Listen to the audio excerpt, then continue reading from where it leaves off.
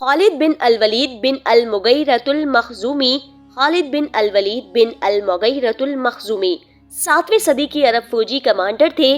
اس نے ابتدا میں قریش کی جانب سے محمد کے خلاف مہمات کی سربراہی کی۔ بعد میں وہ مسلمان ہو گیا اور اپنے کیریئر کا بقیہ حصہ محمد اور پہلے 2 راشدین جانشینوں ابو بکر اور عمر کی خدمت میں گزارا۔ خلافت راشدین کے قیام کے بعد خالد نے راشدین کی فوج میں اعلیٰ کمان سنبھالی۔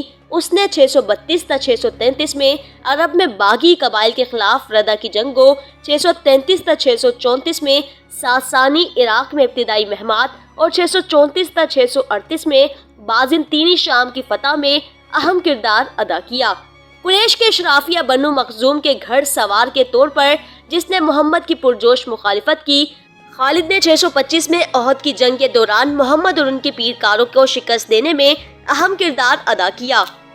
627 یا 629 میں اس نے محمد کی موجودگی میں اسلام قبول کیا، جو اسے مسلمانوں میں ایک باضابطہ فوجی کمانڈر کے طور پر شامل کیا اور انہیں سیف اللہ کا خطاب دیا۔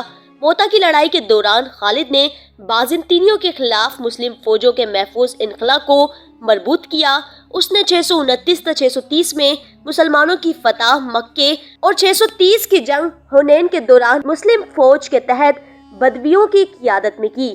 خلافت راشدین کے مخالف تھے۔ اس مہم کا اختتام بالترتیب 632 میں بزقہ کی لڑائی اور 633 میں یمامہ کی جنگ میں عرب باغی رہنماؤں طلیحہ اور مسلیمہ پر خالد کی فتح پر ہوا۔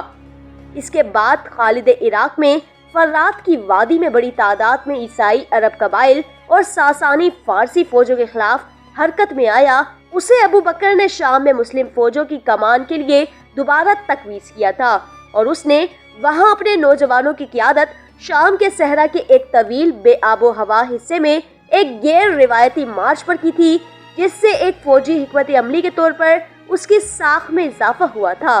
اجنادین 634، فہل 634 تا 635، دمشق 635 تا 634 اور یرموک 636 میں خالد کی قیادت میں بازنطینیوں کے خلاف فیصلہ کن فتوحات کے نتیجے میں راشدین کی فوج نے لیونٹ کا بیشتر حصہ فتح کر لیا۔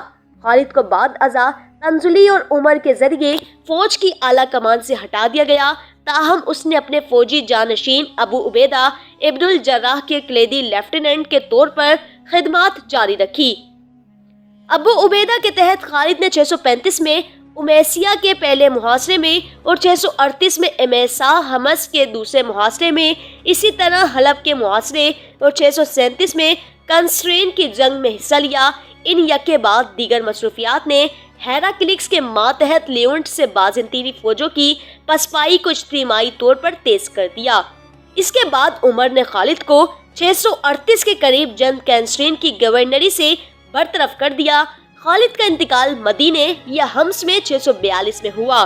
انہیں عام طور پر مورخین ابتدائی اسلامی دور کے سب سے زیادہ تجربہ کار اور کامیاب جرنیلیوں میں شمار کرتے ہیں اور اسی طرح پوری عرب دنیا میں ان کی یاد منائی جاتی ہے۔